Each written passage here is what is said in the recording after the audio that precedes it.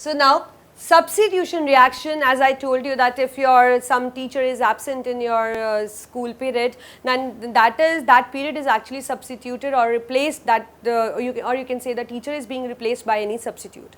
So this is what happens in the substitution reaction, in which the atom or a group of atoms are actually replaced by the other atom. That means we have a replaceable atom which actually replaces that atom, right. So just look at the example. What do I have? I have CH3Br, that is, this is my methyl bromide, or I can write bromomethane, with my caustic soda or sodium hydroxide. And we know that if we look for the valencies, they form positive ions. So what happened in this case? This Br is actually replaced by the OH group. So what do we get as a result? We get methanol, and along with that we get sodium bromide. So what actually has taken place, that Br is being replaced by the OH. So this is what is the substitution reaction. Now we have different types of substitution depending upon that which group is actually replacing the other atom. So if it is said to be an electrophilic substitution, as you all know that what is an electrophile? Electrophile is that which carries a positive charge, or you can say generally which have love for the electrons, can be a positively charged species or can be an electron deficient molecule, right. So here you can say that if the atom or a group of atom is being replaced by an electrophile, then it is actually called as electrophilic substitution. And if it is replaced by a nucleophile, what is nucleophile? Which have love for the nucleus, that means which has the lone pair or which is negatively charged species, right. Then it is called as nucleophilic substitution. And if it is free radical, we know that free radical is that which carries an unpaired electron on it, right. So that then if it is replaced by a free radical, it is free radical substitution. So just look at the example. Suppose I have a benzene here, I have an electrophile, say nitronium ion, as I can see the positive charge, so obviously it is a nitronium ion. This reaction actually takes place in presence of HNO2 and H2SO4. Then what happens? This nitronium just replaced this hydrogen, and what do we get as a result?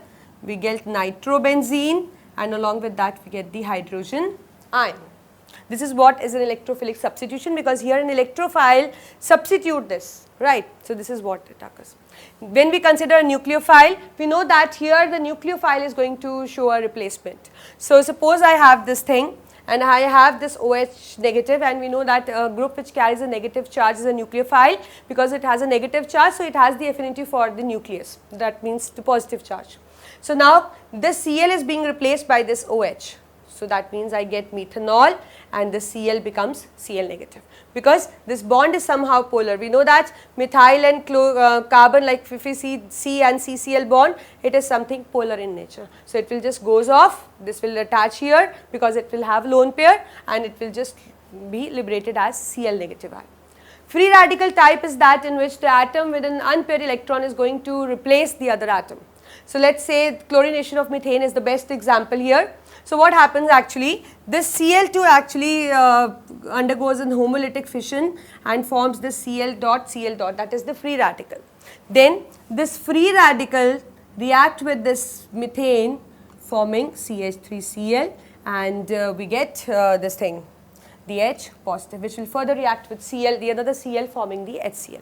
So this is what is the substitution reaction. So it is just simple that we are replacing a group or a group of atoms with the certain other atom, and that can be electrophile, that can be nucleophile, that can be free radical, and depending upon that which atom is actually replacing the other one, we classify it as electrophilic substitution, nucleophilic substitution, and free radical substitution. So this you have to keep in mind, that in this reaction obviously the replacement is going to take place. So this is what is the substitution. So now we are just left with the addition reaction. So we'll start with the addition reaction, and as the name suggests, that addition reaction is that in which you add a certain you can say a reagent to the compound.